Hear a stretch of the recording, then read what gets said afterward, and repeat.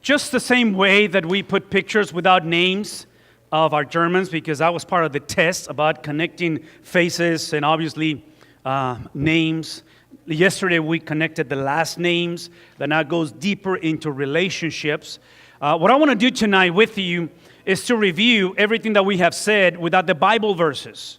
Not because they're not important, because I want you to remember how throughout this week we conveyed the message that the God that we worship is one God, which is one in nature, and is the God that is three persons. So basically what we said from the very beginning, if you were here on Sunday, we spoke of one single entity, one single essence, with three distinctive persons within this Godhead. That's what we just said, Godhead, okay? So that's what we said on verse 1. On verse 2, what we talk about is we move specifically to one of the three persons. And we brought the person of Jesus Christ. And what we said about Jesus is that since he did not consider equality with God, being in the same essence, meaning that Jesus is the pretzel itself, and yet is one of the three persons that makes the pretzel, so to speak, is the one that he decided on his own decision, his own just experience. Through the birth of Mary, the Virgin Mary, he decided to add a second nature to it. And the second nature is the nature of human. Jesus wasn't 100% human. Jesus was 200% human. And the reason why is because Jesus, we said, was not Adam 2.0. The first Adam that was put in the garden at the beginning of the story was Adam, who was not righteous. He was simply innocent, meaning that he did not know sin. Eventually, you read the Bible and turn the page by chapter 3, then the serpent shows up, there is a forbidden fruit, they decide to eat the fruit because that Adam, unfortunately, reverses the order. Adam wanted to add another nature to himself, which wanted to be like God. Then we move, in this case, to day 3, and we talk about the reason why this whole thing happened, and we spoke about the eternal plan of God.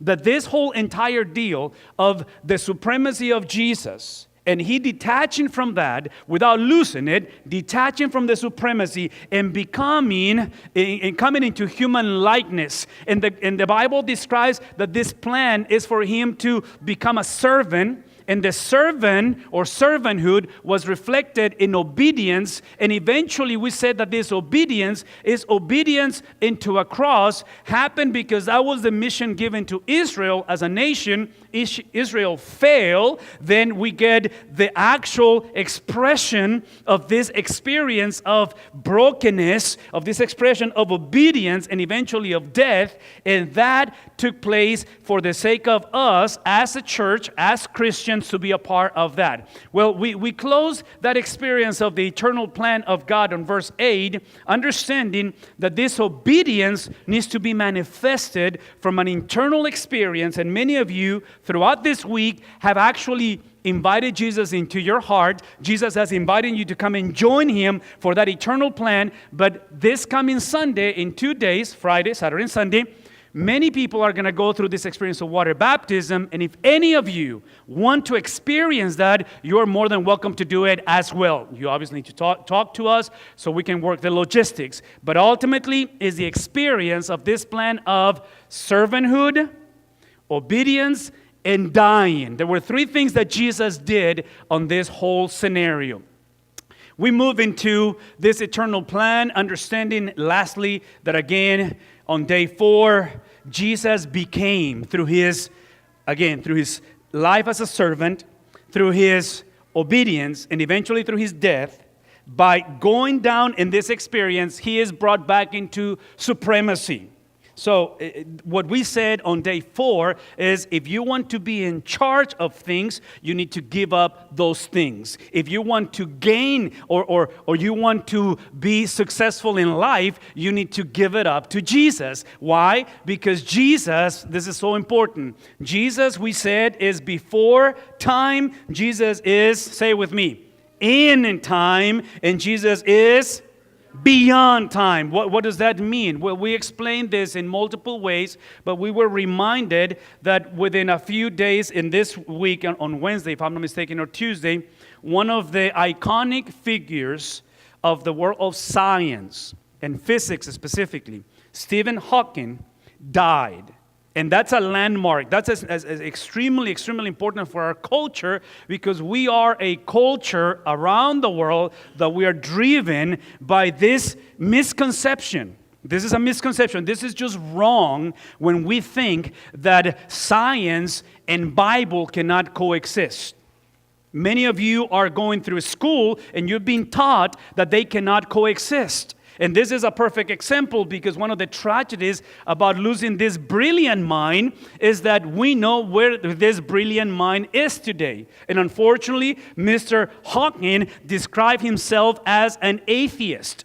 And that implies, here's the implies of an atheist, is that when it comes to this concept of before time, in time, and beyond time, we describe that the sovereignty or the lordship of Jesus implies that every knee will, come on, say it, every knee will bow. So in this case, people have the opportunity to bow right now, which I will call, you can bow on time or in time. You are still with a confinement that chronologically, and I cannot see the time, but I know it's getting closer to go outside, but you have this concept of you have the opportunity to bow.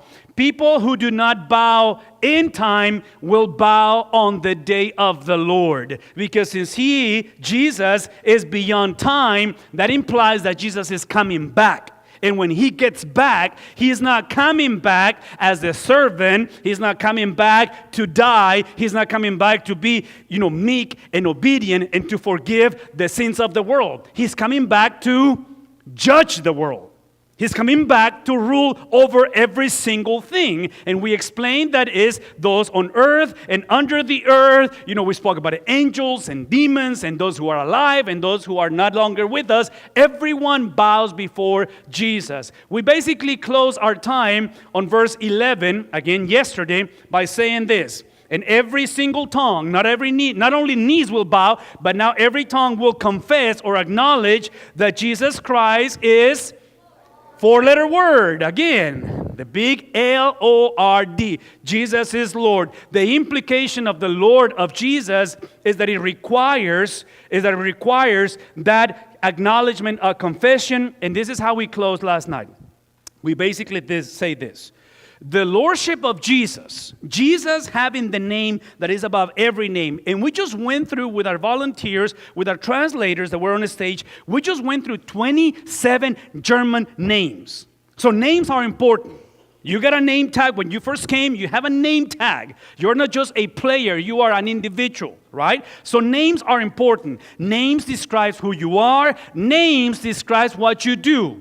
Names describes who literally you are at the core. So here's my point. My point is that when we declare that Jesus Christ is Lord, this is what happens. This is the win. This is why this is important. It's because any time that Jesus is Lord in your life, in your marriage, in your family, in your church, in your business, when Jesus is Lord, watch this, the glory of God is displayed.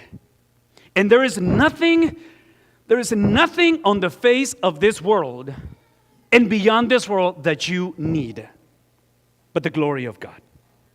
There's nothing that you need more than. Now, I'm not saying that you agree with me, and I'm not saying that you're aware of the need that you have. But all that I'm trying to tell you, that the glory of God is what you need. And by the way, quick parenthesis, it is the glory of God that you must fear on the day of the Lord. Because that glory will consume you if you do not have a mediator, if you don't have Jesus Christ as the one who paid the price for that. So at the end, here's what I want you to know. Declaring that God is Lord, that Jesus is Lord, and that brings the glory of God. Here's the point, guys. If you don't get the glory of God, that implies that Jesus is not Lord. God brings and gives you His glory only when Jesus is declared Lord. And here's the beauty of that. That implies that when Jesus becomes Lord in your life, the ball, if life was a game, the ball is in your court. You got the ball. And some of you love the ball because you love to score. Some of you are very good at scoring. A game will be pointless if there was no ball. So what took place 2,000 years ago is that Jesus, by becoming, through this entire process that we just explained and have explained for the last 4 evenings, is basically that His lordship, please listen, don't miss this. His supremacy, his kingdom, His place in glory as this amazing cosmic king of the universe is for the purpose to give you the freedom to actually exercise what you were created for. And what you were created for is for the glory of God. So there's only 2 things. You're going to play the game of life either glorifying God, or you're going to play the game of life glorifying self.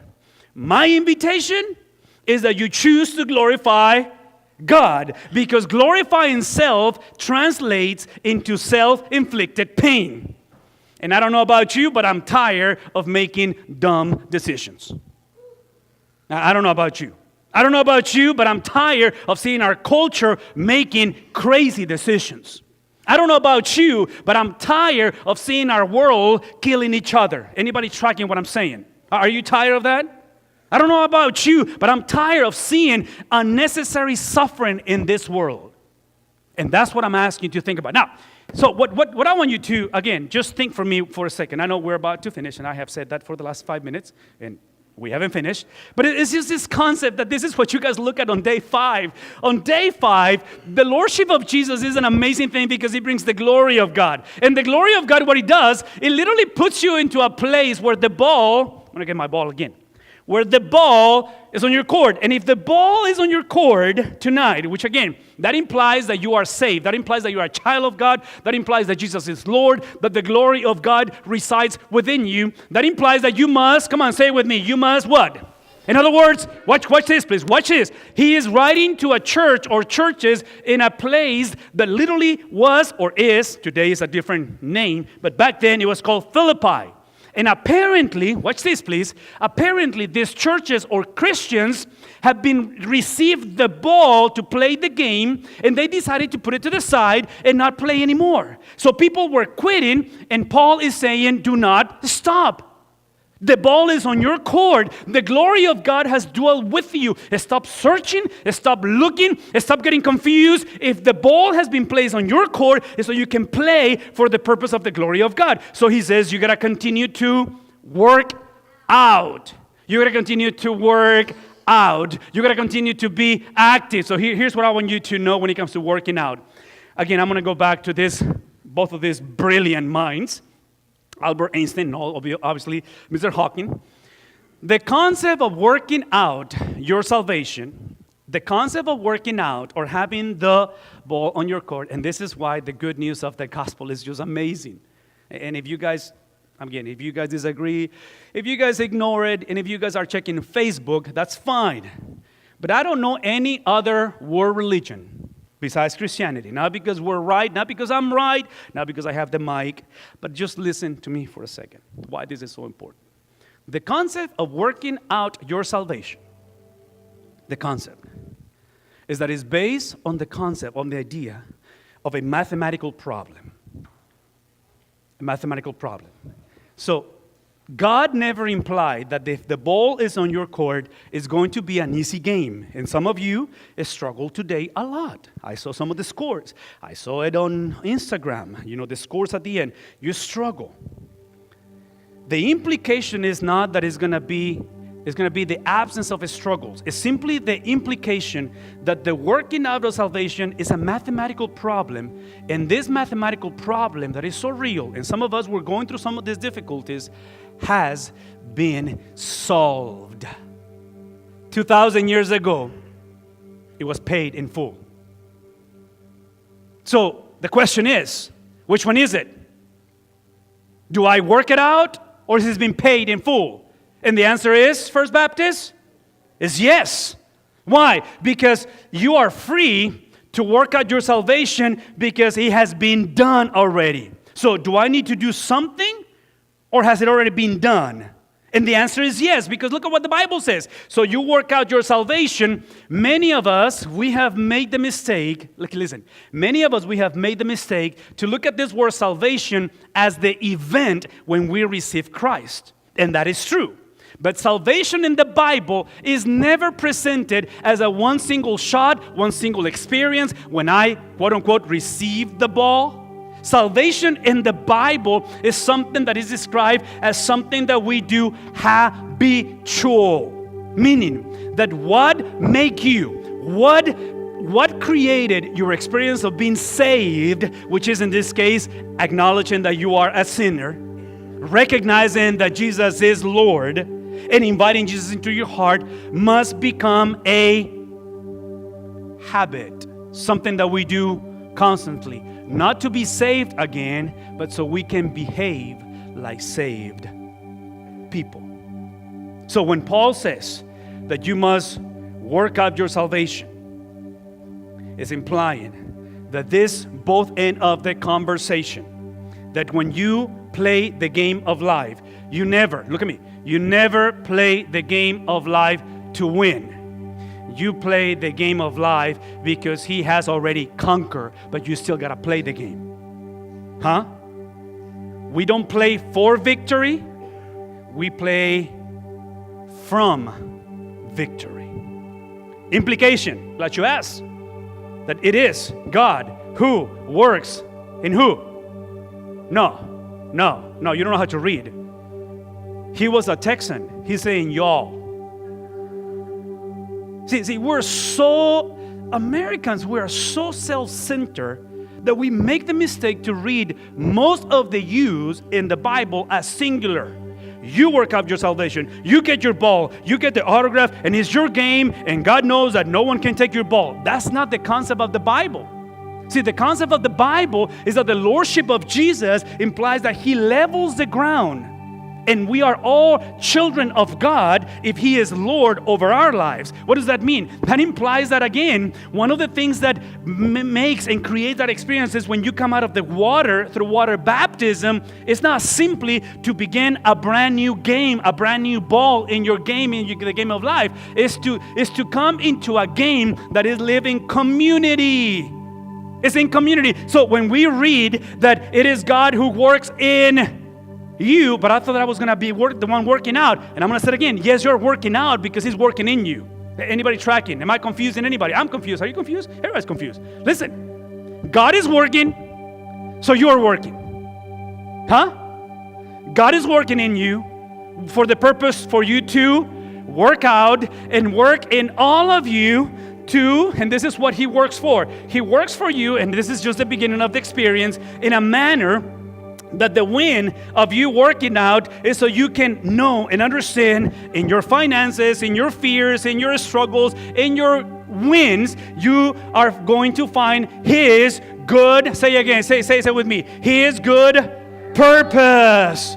You need to find the purpose of God. This is why when we talk about the eternal plan of God, we never talk about your plan and for God to bless your part of the equation. No. It's about us submitting to this plan. So tonight, here's how I want us to basically end the conversation. I want us to understand that if God is the one who works in me, in you, in all of us, for the sake of his purposes, it's very clear what the purpose is. Look at this. Don't miss this. The purpose is simply the will and the act or behavior of whom? The will and the act of whom? What's his name? Jesus. That's what it means to be a Christian. Is that from this point forward, everything you do is based on the will of God. Now, do not quote me or misquote me on this. I'm not saying that everything you do is the will of God. All that I'm saying is that when you or I do something against the will of God, now we have the conviction that we're wrong. Without Jesus, you don't care. I don't care. I can do whatever I want.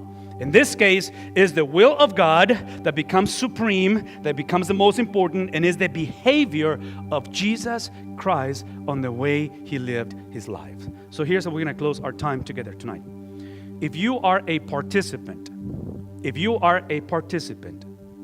of soccer camp, meaning that you're playing the game, you're in one of the teams, would you please get on your feet right now? I'm expecting 17 and younger to get on your feet. Come on, get on your feet, get on your feet. If you are a participant of soccer camp, that is just amazing. That is awesome. Would you give a round of applause to these boys and girls? Stay where you are. Stay where you are. Boys and girls, look at the TV for a second. It is the will of God and it is the act of God through Jesus Christ that we're going to pray over right now. If your parents are here with you, dad, mom, if you're sitting close to, besides, or even if you're on the other side of the building from your kid, can you please get up and get just besides him right there, right now? Mom, dad, come close to your kid, please. Find him. Germans, would you please take the kids that have no parents with them tonight? There are many kids that have no parents. Come on, Germans. I need you to go and get those kids and just be with them right now. We're going to pray for them. We're going to pray over them right now. Church, would you find one of those kids without parents? Come on, church. Help me out. So we can pray the will of God. We can pray the acts of God from this point forward over these children, over these young men, over these young women. Are we good to go? Let me pray for us.